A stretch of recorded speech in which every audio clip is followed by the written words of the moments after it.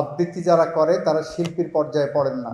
শিল্প সংস্কৃতি জগতে আবৃত্তি সেক্টরের কোনো মূল্যায়ন নাই। যে উদ্যোগের সাথে বিদ্রোহী কবি কাজী নজরুল ইসলামকে সংযোগ ঘটিয়েছেন, নজরুলের কবিতাকে সংযোগ ঘটিয়েছেন, এ কারণে তাদেরকে বিশেষভাবে সাধুবাদ জানাই। আবৃত্তি ফেডারেশন, বাংলাদেশ আবৃত্তি ফেডারেশন, বিশেষ করে মেহেদী হাসান সাহেব যদি কখনো আমাকে কোনো জায়গায় দাওয়াত করেন, আমি সেই প্রোগ্রামের আর বিকল্প কোনো কিছু জানতে চাই না। বিকজ আমি মনে প্রাণে বিশ্বাস করি মেহেদী হাসান সাহেব একজন সাদা মনের মানুষ, একজন সাচ্চা মানুষ। আবৃত্তি যার কণ্ঠে বিধাতা প্রদত্ত। মেহেদী হাসানকে চিনি বিশ্ববিদ্যালয় লাইফ থেকে। আমরা যখন বিশ্ববিদ্যালয়ের ফার্স্ট ইয়ারের ছাত্র, তখন 21-এর বইমেলায় গেলে মেহেদী হাসানের কণ্ঠে যখন আবৃত্তি শুনতাম থমকে দাঁড়াতাম। তারপরে জানলাম সেই মেহেদী হাসান আমার ডিপার্টমেন্টেরই বড় ভাই।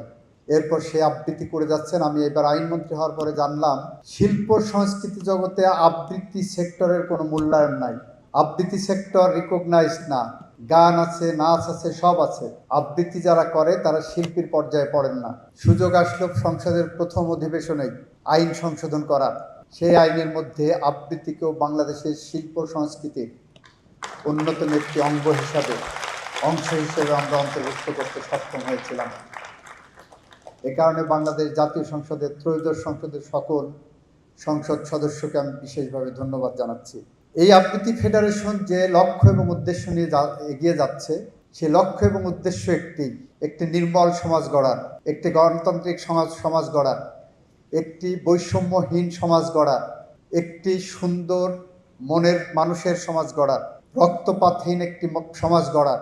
যে সমাজ গড়ার স্বপ্ন আমরা দেখি আজন্মের, কিন্তু পরিবেশ, পরিস্থিতি, ক্ষমতা যখন আমাদেরকে অন্ধ করে দেয়, তখন আমরা একদিকে রক্তের হোলি খেলায় মেতে উঠি, আর একদিকে আবৃত্তি ফেডারেশন বা আবৃত্তি যারা করে তারা কবির কবিতাকে ধারণ করে, কণ্ঠে ধারণ করে মানুষকে গণতন্ত্রমুখী করে, রাজপথমুখী করে, মুক্তকামী মানুষ বানায়। এরকম মানুষদেরকে যারা তৈরি করে তাদের পাশে থাকাই যায়, তাদের পাশে থাকার প্রত্যয় ব্যক্ত করে আগামী দিনে আবৃত্তি ফেডারেশনের যে কোনো কর্মসূচিতে আমি আসতে পারলে, আমাকে দাওয়াত করলে আমি আসবো। এই প্রতিশ্রুতি দিয়ে আপনাদের সাথে থাকব, পাশে থাকব, সামনে থাকব, পিছে থাকব, উত্তরে থাকব, দক্ষিণে থাকব, পূর্বে থাকব, পশ্চিমেও থাকব।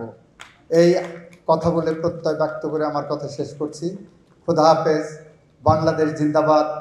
সবার আগে বাংলাদেশ। আসসালামু আলাইকুম।